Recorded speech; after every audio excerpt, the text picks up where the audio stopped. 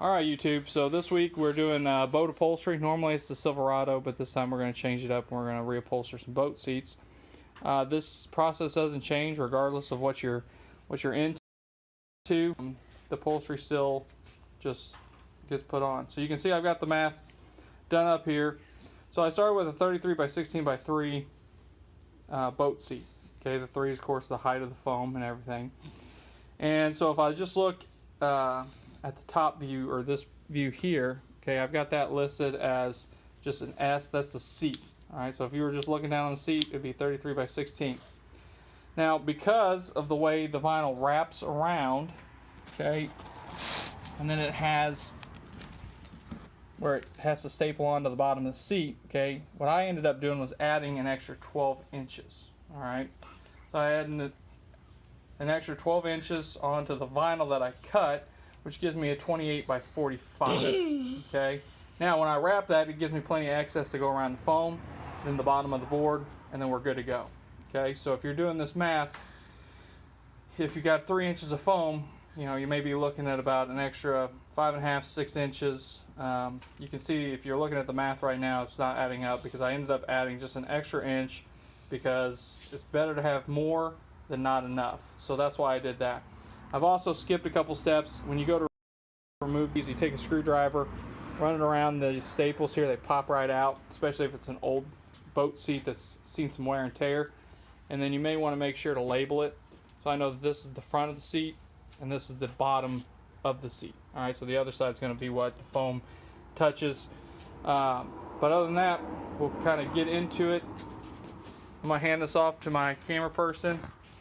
Alright, so set my board to the side and just show you guys real fast what the seat looked like originally. And you can see that one of the biggest reasons why we're doing this is because we had a seam down the middle. Now this looks really good, okay, when it's brand new. The problem is you run the risk of seams all the time. They're going to rip. If the vinyl's going to rip, it's going to rip at the seam.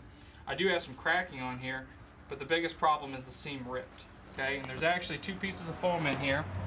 I've got a rounded piece and then I've got a flat piece, and you can see once it's worn out and the sun and the rain gets to it, we just end up with this groove that gets into the foam. It's not good to go. Alright, so this piece is pretty much done. We don't need to do anything with it because we're not going to use it as a template or anything. Make sure you get all of your staples out of your board, and we can flip it over to the business side over here. I got a couple of staples in here. I'm going to make sure I get those off real quick. Alright, good. Now the next thing I'm going to do is I'm going to cut my foam. Alright, so for the foam cutting, you're going to need this right here. This is a bread knife. Okay, and it is a foam cutting tool today, not for cutting bread. And like I said, this is not hard. All I'm going to do is I'm going to take my foam and I'm going to lay it out on the table. Make sure you're watching where you're pointing the camera, Hannah. Unfortunately, when I bought this foam, they shorted me an inch on the foam because I let them measure it and cut it, and I should have done it myself. And so now my foam is just a smidgen short, so I'm going to try to compensate for that a little bit. And if it's not good enough, then I'll tear it back up and put new foam down if I have to. But right now I think we're good. We're going to go ahead and just set it here. We're going to use the bottom as a template. Take a Sharpie, and I'm going to mark. I know you guys probably can't see that. There's my mark. Alright, zoom out a little bit, Hannah. Alright, so now I've got my piece. I'm just going to cut it with my bread knife. On the lines, right? Got all the lines. Alright, and I can air a little bit on the outside if I want to.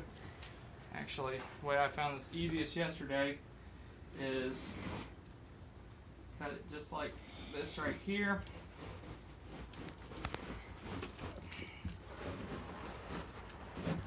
Now, the cool thing about this is it doesn't have to be 100% accurate because it's going to get covered with vinyl.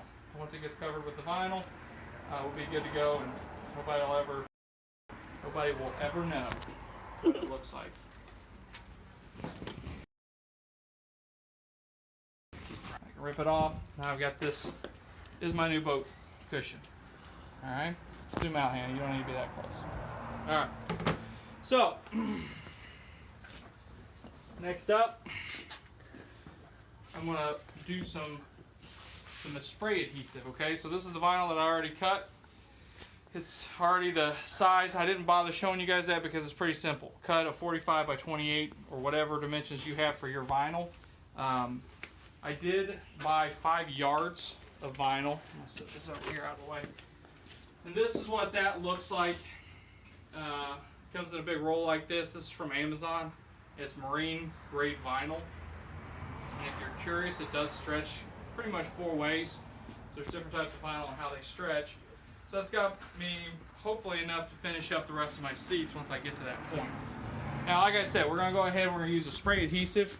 For this, I'm using Gorilla Glue. Here you go, Hannah. Alright, the Gorilla Glue spray adhesive, heavy duty. It worked perfectly fine on the other one. This is really just so that we have a nice bond between these two. Once we have it good and bonded together, it's not going to move. Now on these spray adhesives, the one thing that I will tell you is you want to shoot for about a minute worth of like tack, call it like tack time or something like that. So basically what we're trying to do is coat this really good. Once we get it good and coated with our spray adhesive, we basically let it set for a minute. And if you miss a spot, it's not really that big of a deal because it's not actually on here to do anything but hold it while we do the vinyl job. If it comes off later, that's okay because the vinyl will be in place to hold it. We give that 1 minute. And we may not wait a full 1 minute. It's probably not that big of a deal if we cut it short by a few seconds.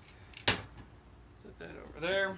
Alright, and as we do this, it'll just get tackier and tackier, which is good. Now on the directions it says if you want to be able to move it later, maybe wait a minute or two longer, and then you'll be able to actually like pull it off, reset it, and kind of go from there. We'll go ahead and set this on here. Careful to line it up with where it needs to go.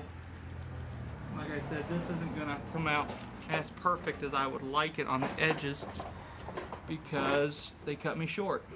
But I don't think that's that big of a deal. Alright, so I'm just going to give it some pushing here. Get it good and set. Alright, move this to the side. Use my rag, clean off the table real quick. Just get any wood and stuff like that off here that might get in the way when we go to do this next part. Alright, so we're going to take the vinyl now. We're going to lay it out.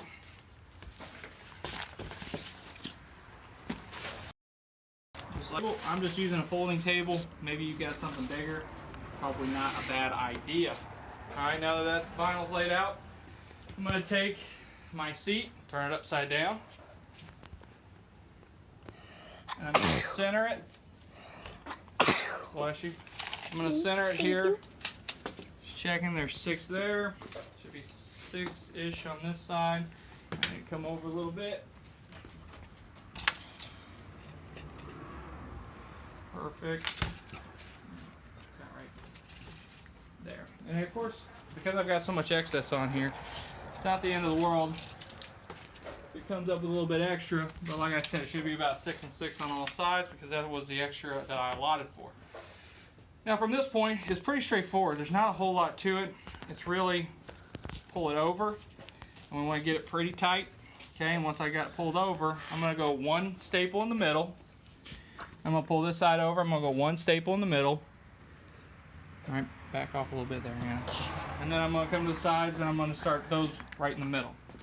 To do this job, I have an air stapler. All right, so hopefully I've got enough, a little bit of this video before I have to reload. This was $24 on Amazon. Okay, this is probably their cheapest one. I don't use these things all the time, so I don't need the next level stapler. So this one so far has been great. It uses T50 and a variety of other staples. We're just using a T50 staple. It's working perfectly fine. If you don't have an air compressor though, don't worry, you don't need one. Okay, just don't use one of these. Just use a hand staple gun. It'll work perfectly fine. Now it's going to tire out your hand pretty good. Okay, but it'll work fine. Get it tightened. And there's the first staple of the day, right there. Okay, So then I'm going to come over to my other side. I'm going to move, Hannah can stay there. Oh. Alright. I'm going to take my other side. I'll pull it nice and tight on here. Once I get it good and tight. Alright, so at this point, I've got basically the long sides in the middle. I'm going to come to the short sides. And any point where I see the wood kind of sticking through that vinyl, I'm going to pull those off because I don't want it to rip it later on. And you guys might have better boards. And hey, if this thing's rotten and you don't want to use the board anymore, you don't have to. Okay?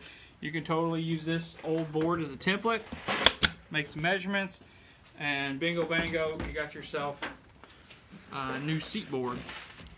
It's just, I would recommend using some type of marine plywood. You pay attention?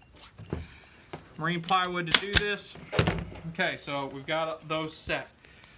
Now what I did yesterday that I thought worked fine, and I'm going to show you one way to do this. There are other ways to do this. Okay, the way that I did it, and I'm fine with, is so I came across on my halfway point.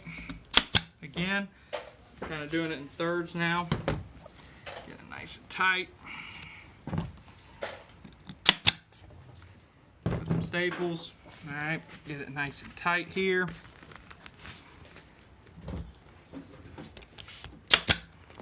And over here, nice and tight. All right, so there's that side. Pretty good, pretty good. I'm just gonna keep working through here, pulling it tight. But they couldn't really see that. Well, then you're not doing a good enough job. There. Well, I wanna make sure we get it good and tight. Okay, and if one of these staples doesn't go in all the way, what I have been doing is just taking a break for a second, pulling it out, and then redoing it. Now, one method I have seen done, you can take these edges and you can basically work them really good with a steamer. You can use a heat gun. What I've been doing is I'm folding this over. So I'm going to take this side here. I'm going to get it nice and tight on this first before I do it. I'm basically going to do a fold just like this. For any of the Marines out there, it's basically like a hospital fold, kind of like what you might do on your rack in the boot camp and whatnot. The same basic concept here. All right, we just want this nice clean edge here. Okay, this will be to the side. This is the front of the seat, so it's hidden, and then all the other corners, we're going to do the same thing. I'm going to go ahead.